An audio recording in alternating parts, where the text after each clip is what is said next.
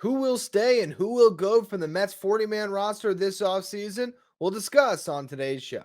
You are Locked On Mets, your daily New York Mets podcast.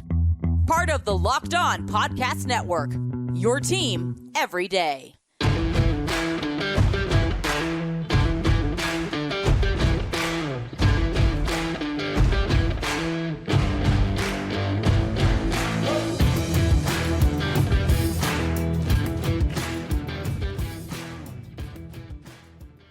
Hello to all you amazing Mets fans. You're watching Locked On Mets, part of the Locked On Podcast Network, your team every day. I'm your host, Ryan Finkelstein. If you want to find any of my work, follow me on Twitter at Finkelstein Ryan. I'll find some of my writing at justbaseball.com, where I work as the managing editor. Today's episode is brought to you by Jase Medical. Empower yourself when you purchase a Jase case, providing you with a personal supply of 5 antibiotics that treat 50-plus infections. Get yours today at jasemedical.com. That's Jase, Jase, medical.com. Now, the Mets have a lot of decisions to make this offseason, but one of the first things that you have to do before you get into the free agents you might add or the trades you might make, you got to look at your own roster and see who you're going to keep, particularly on that 40-man roster. So before we get into the arbitration-eligible guys, the players that typically could get non-tender, because those are the guys that are making a major league salary, guys that typically don't have as many or any minor league options left, so they can't be sent up and down. Those are the players that are usually roster casualties, the guys that didn't perform that are arbitration eligible. So we'll get to them later on. But I first want to look at the players that are locked in on this team. Francisco Lindor, Starling Marte, Brandon Nimmo, Kodai Senga, Edwin Diaz, Jose Quintana, Jeff McNeil, Tomas Nido. Those are 8 players who have major league contracts on the books, set in stone. Now, there's 3 options to consider. Brooks Raley, a $6.5 million club option. I think he did enough this year. The Mets are going to pick that up. You have Omar Narvaez, a $7 million player option. I don't think he did enough to test free agency, so I imagine he picks that up. And there's Adam Ottavino, $6.75 million player option. He's been a little bit, ambiguous about what he's going to do. Is he going to exercise? Is he going to leave? Ultimately, I think that that's more money that he's going to get in the market. I think he stays. So with that, you're looking at 11 players under major league contracts set on the 40-man. Now, you look at the pre-ARB guys. Francisco Alvarez, Luis Angel Acuna is on the 40-man roster. Brett Beatty, Ronnie Mauricio, Mark Vientos, Tyler McGill. I don't think the Mets are going to do anything there. He proved enough. He's going to be on the 40 for sure. Phil Bickford, he pitched really well down the stretch. I imagine the Mets keep him in the mix for the bullpen. Bryce Montes de Oca, a guy that pre-Tommy John could throw upwards of 101, 102 miles per hour. I think the Mets probably still want to see what they have there, so I imagine they keep him around. You have Jose Buda, who I also think did enough down the stretch that you have to keep him on the 40-man roster. So those are your pre-ARB guys that stay on the 40. So that brings you to 20 players. All right, so now here's the pre-ARB guys that I think could be let go of. Jonathan Arauz, Denny Reyes, Anthony Kay, Reed Garrett, Sean Reed-Foley, Grant Hartwig, Josh Walker. 7 players there that I think could all be let go. Now, who knows? Maybe the Mets value some of those arms. Maybe they keep a couple. You look at all those arms. You take Jonathan Arauz. I think he's definitely gone. So there's 6 arms there. Let's just say the Mets keep half. Personally, if I had to pick half to keep, and these are players that, again, have control, right? They're pre-ARB players. They have optionality. There's some value in that, right? The 3 that I think I would keep of that bunch is Grant Hartwig, Anthony Kay, and Josh Walker.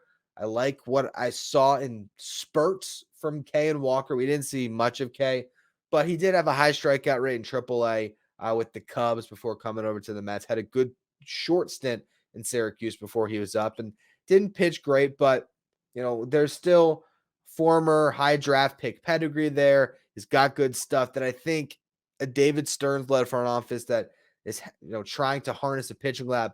I look at Kay as a guy that they can unlock something with. And the same goes with Josh Walker. Really good stuff. And I think Grant Hartwig as well, even though overall wasn't a good season, a guy with the optionality, cheap. I think he's a guy that they keep. Denny Reyes, Reed Garrett, Sean Reed-Foley. think these are guys that are entering journeyman category that probably are just, taken off the 40. Now you get to the absolutely, without a doubt, going to be kept through arbitration players. There's two of them that I would say I would be absolutely stunned if they were non-tendered. First one is completely obvious. There's no chance that the Mets would non-tender Pete Alonso. So let's get that out of the way. Now, MLB trade rumors projected salaries, though, for all of the arbitration eligible players in baseball. And so we look at their figures and what are these guys expected to make? Pete Alonso is at $22 million, which if you've been listening to this show, I've been projecting that number for a while because he made a jump from about 7 million to 14 million last year. So it makes sense that going into his final year of arbitration after hitting, 46 home runs, probably would get a similar jump. That puts him up to $22 million. That right there was about half of the collective arbitration eligible salaries when you combine all 16 players together. I think it was $46 million.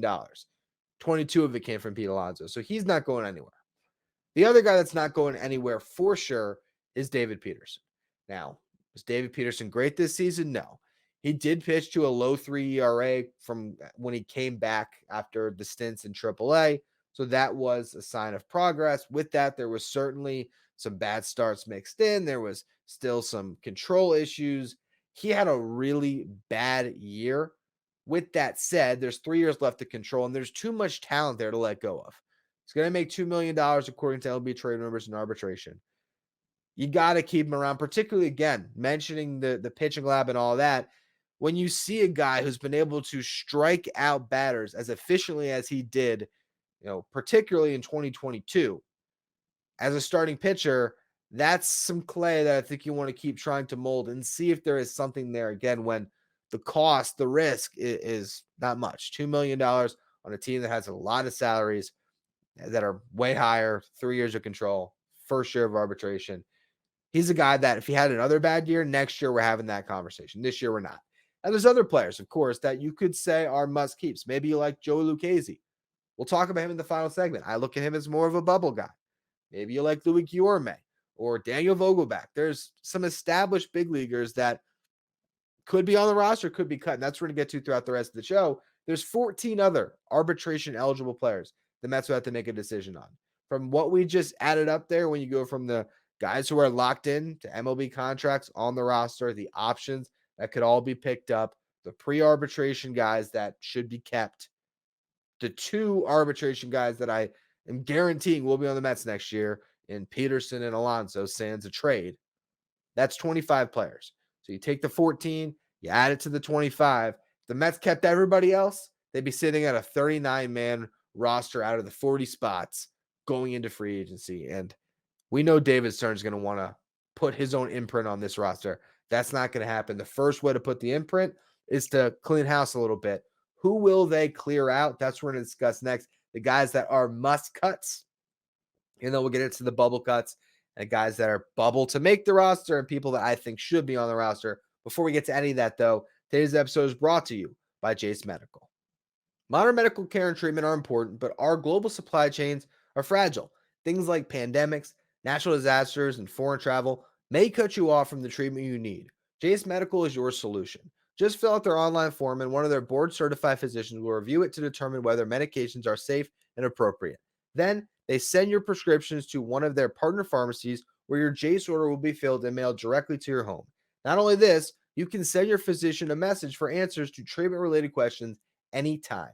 Everyone should be empowered to take care of themselves and their loved ones during the unexpected. That's why Jase Medical offers the Jase case. Save more than $360 by getting these life-saving antibiotics with Jase Medical, plus an additional $20 off by using the code LOCKEDON at checkout on jasemedical.com.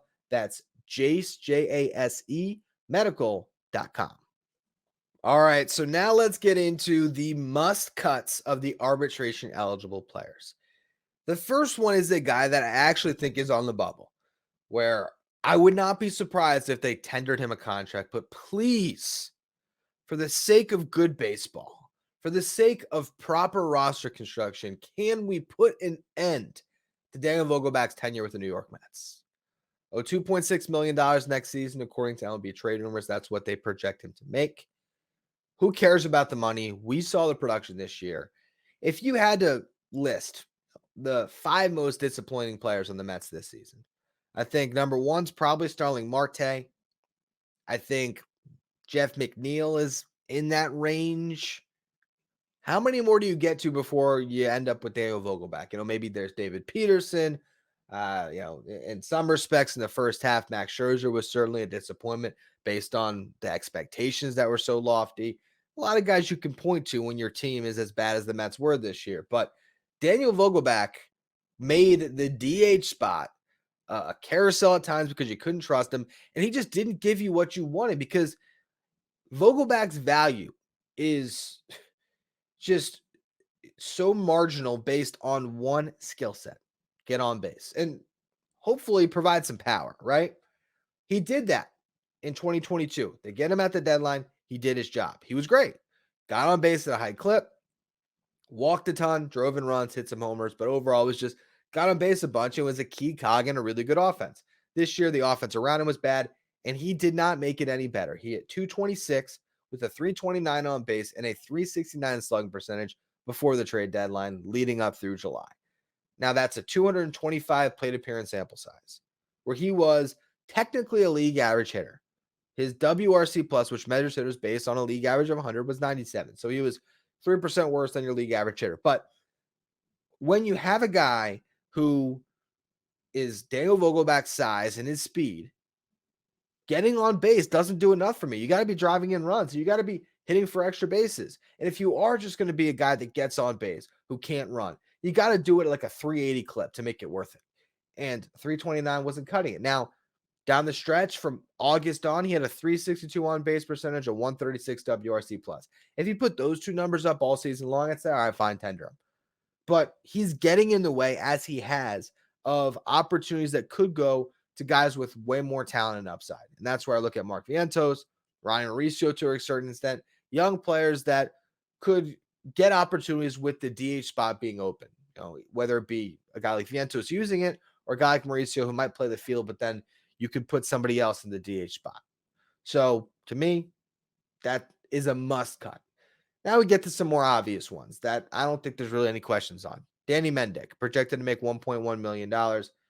He hit 185 with the Mets this season, 41 WRC plus. That means he was that 59% worse than your league average hitter. He almost was -1 in F4, which is wins above replacement, -0.8. So he almost lost you a game by himself in 35 games of sample size based on WAR. That's bad. His defense wasn't even good this year. He was supposed to be a good defender. He's gone, I think. Michael Perez, $800K, not a lot of money. Actually hit 500 for the Mets this year, but it was 8 at bats. He's a journeyman catcher at this point. He might come back to the Mets on a minor league deal, but there's no reason to guarantee a roster spot in the 40 is the bigger thing, and a salary. You're best off non-tendering and revisit it, honestly. Rafael Ortega, pretty much the same thing. Become a journeyman outfielder. He's 32 years old. Honestly, played pretty well in September, but why are you locking him into $1.4 million and a roster spot, more importantly? I think he's gone. Elizar Hernandez, picked up in a trade prior to last season. Never saw him pitch. He was supposed to be rotation depth. He came over from the Marlins with Jeff Brigham, $1.6 million. He had a 6.35 ERA with the Marlins in 2022. There's 2 years left of control.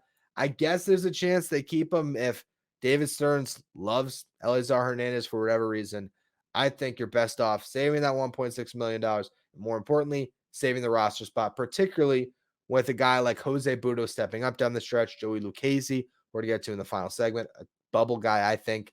McGill, Peterson, I just don't see a need for Elizar Hernandez. So that's 5 cuts right there. Okay, so now there's 9 left of the arbitration eligible players. Here are the guys that aren't as sure in my mind that are going to get cut, but I still, if it was my decision, would lead and cut them. First is Jeff Brigham. I had a lot of high hopes for him this season. Guy with a really good slider. $1.1 million is what they're projecting him to make in arbitration. He pitched to a 5.26 ERA this year, gave up a ton of home runs. There is 3 years of control, though. So I'm not entirely positive he gets cut, but if it was up to me, I just didn't see enough to keep him around. I'd clear him out. Trevor Gott, $2 million. The Mets ate money, as you remember. They ate all of Chris Flexen's contract to give Buck Showalter another arm he could maybe trust. And what was that, June? When there was still some hope that, hey, you can buy a reliever. Maybe this does something for you. Well, the Mariners seems to know what they were giving up. Didn't pitch well, 4.34 ERA. Did strike out a good amount of hitters. Kept the ball in the yard. That was good, but walked too many. I just didn't see an effective reliever. And there's only 1 year of control left with no options. So you're pretty much paying him $2 million to guarantee a spot in that bullpen. I just don't think he did enough to get that nod. John Curtis, $1 million is what the projected number is for next season. He pitched to a 4.58 ERA. There's no options left. There is 2 years of control, but again, I just didn't see enough to say, yeah, lock him into a bullpen spot. Sam Coonrod, $900K, not a lot of money that he'd be owed in arbitration. 31 years old, 2 years left of control. I actually kind of liked his stuff, but when he pitched to a 9.45 ERA in his limited work and walked 8 6 2/3, I just don't know. The funny thing is, as bad as his numbers were, I think I'd probably keep him over Curtis Scott and Brigham just because when he pitched, I kind of like what I saw, but then the results got away from down the stretch there. Ultimately, I don't think that's worth a roster spot in your 40. So those, again, are bubble cuts, but I would let them all go. So that would take the 5 cuts we already made. You add 4 more to it. That makes it 9 cuts out of the remaining 14 players. That means there's 5 left that could be cut or could be tendered a spot. And I'll discuss them next. Before we do, today's episode is brought to you by FanDuel. October baseball is back. You can make your postseason debut with FanDuel, America's #1 sports book. Join FanDuel and you'll get $200 in bonus bets guaranteed when you place your first $5 bet. Just visit FanDuel.com/lockedon to create your new account. Then you can get in on the action from the first pitch until the final out. Bet on everything from home runs to who will win the game. There's an amazing series going on with the Braves and the Phillies. It's a series you kind of hate to watch, but you really want to because it's 2 teams. As a Mets fan, you kind of care about. If you don't know who to pick to root for, bet on a team, and then you'll have some rooting interest. Game 2 ended in crazy fashion. Austin Riley giving them a late lead for the Braves with a 2-run homer. Michael Harris making an unbelievable catch. It's really good baseball to watch. This is your way to have a dog in the fight here. Bet on everything, okay? And you don't want to wait the whole game. So if you want to get a W, predict what will happen in the next at bat with quick bets. Another fun way you can play. Head on over to FanDuel.com/lockedon right now. Step up to the plate this postseason with $200 in bonus bets guaranteed. Make every moment more with FanDuel, an official sports betting partner of Major League Baseball. Now let's get into the last 5 players. The toughest decisions, I think, for David Stearns this offseason. Who to keep, who to maybe get rid of. And this is all, in my opinion, guys, that I think I lean towards keeping, but I could be talked out of it. We're starting with the bubble keeps. Guys, I don't know.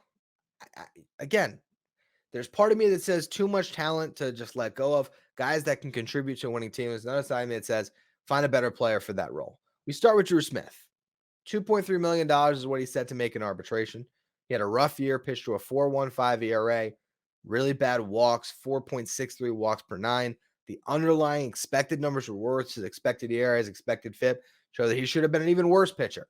So that's not great.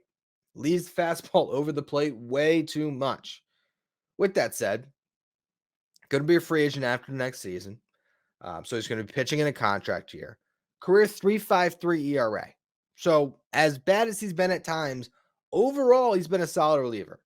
Hasn't proven he can pitch in leverage, but still with that pitching lab and the chance to get a little bit more and the stuff that he still has, I just think you lean more towards, hey, if he's the 8th guy in your bullpen, the 7th guy in your bullpen who can work his way up that ladder throughout a season, I don't think I'm ready to give up on Drew Smith, even though, excuse me, when I first saw the list of arbitration eligible players, my gut reaction was cut him.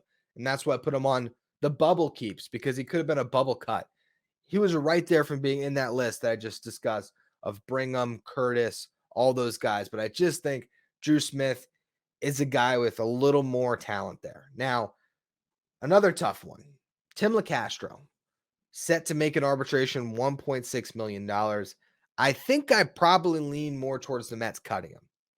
But I put him in bubble keeps because I think I can make an argument for why he should stay.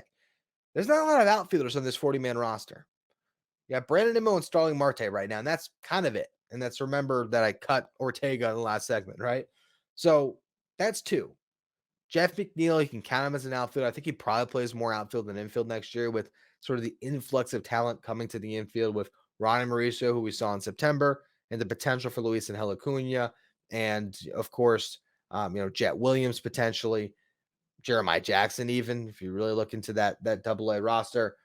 But with all those potential guys, I think McNeil is more of an outfielder right now. Though he's also kind of your projected opening day second baseman. So with that said, Tim LeCastro being on your roster as another outfielder, when you look at a free agent market that's pretty terrible, maybe you don't want to run the risk of him signing somewhere else.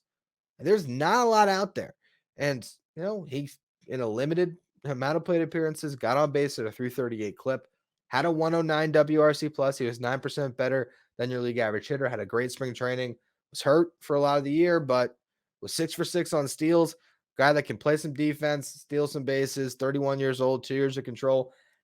I think I might lean towards keeping him. And the funny thing is, I have been one of the biggest Luis Guillorme supporters on this show. Okay. I have always loved me some Guillorme because I love great defense. But if I really had to think about those two players, the funny thing is, I almost lean the Castro over Guillorme, which kills me to say because I think Guillorme is going to go to another team. I think he wants to find somewhere that he could probably play a lot. Let's just say he takes the Dom Smith route, right? All of a sudden next year, Guillorme is playing second base for the Nationals. He's in the lineup every single day. I just think this dude's a good baseball player. I think he'd get on base at a high clip. I think he'd hit for a higher batting average with the consistent playing time. And I think he'd probably be a positive value player. But this year he wasn't. And you can't ignore that. He hit 224, 288 on base, 327 slug. I think he is kind of the perfect guy to be that backup utility infielder on a great team when we saw it in 2022. But you're getting to a point here, 2 years left before he hits free agency. This is kind of the time where a guy might get non-tender. And I don't even know if he'd be mad at it, especially with, I just mentioned that influx of infielders. If you had to ask me who should make the opening day roster, let's just say all things are equal, and you have to say, all right, here's the decision. It's Guillorme or Ronnie Mauricio to be sort of that backup to all the positions. If, let's just say you add an outfielder in free agency, you sign Cody Bellinger in the hypothetical highway here. So you got Bellinger, Marte's healthy and Nimmo in the outfield. Jeff McNeil is going to play second base. Brett Beatty has won the third base job in camp. And you got to find one guy to be that backup for all the infield positions. I'd still prefer Mauricio to be on the big league roster than Guillorme. Even though Guillorme is probably a better bench player and a guy who's going to bring better defense, I think Mauricio is a guy that you need to see what you have next season. So it's funny. I have him as a bubble keep, and I think I just talked myself into a bubble cut. For now, I still expect him to be kept, but I would not be surprised if it went either way. Now we get into the guys that I think should be kept. Joey Lucchesi. He did enough, right, to keep a roster spot. Owed $2 million, pitched to a 2.89 ERA and 9 starts, 46 and 2/3 innings pitched.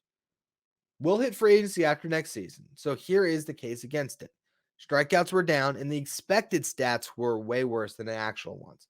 So his expected ERA was 5.48. His expected fielding independent pitching was 5.02. That means that if what the metrics tell us happened next year, he's more of a guy that's going to pitch to an ERA over 5 than a guy that's going to pitch to a sub-3 ERA again.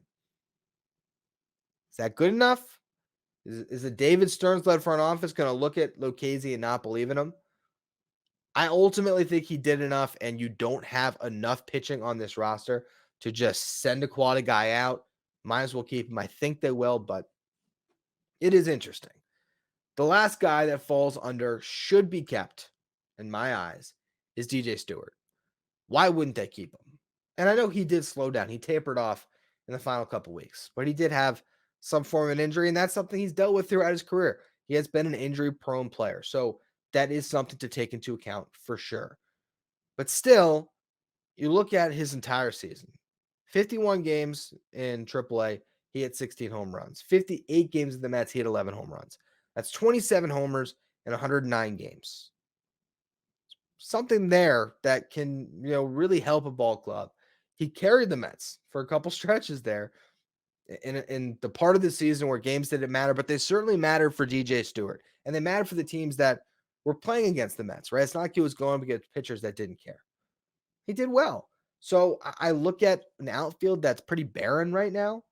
And currently, if you had to build a starting lineup based on your 40-man roster, DJ Stewart would be the starting left fielder with Nimmo in center and Marte in right.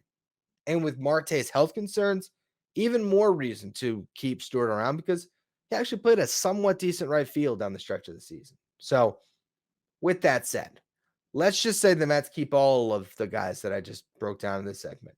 Drew Smith, Tim LaCastro, Louis Guillorme, Joey Lucchesi, DJ Stewart. That'd be 5 extra guys. You throw in David Peterson, Pete Alonso, the pre-arb guys, the salary players.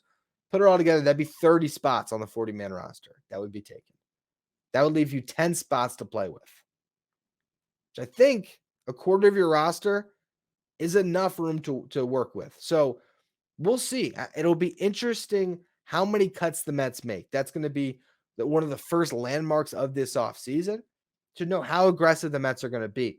If they end up cutting Guillorme, cutting LaCastro, cutting Lucchesi, cutting Drew Smith, and all the other guys I said to cut, maybe they cut DJ Stewart as well. And you only have 25 guys on that roster, tells you that there's going to be a lot of transactions. There's going to be a lot of trades. There's going to be a lot of players added from your farm system. That's another thing you have to get into at some point. And I'll try to do some research on that one and give you a podcast on that as well. Guys have to be protected for the Rule 5 draft. That's something to look at. But that would stand for a lot of roster turnover.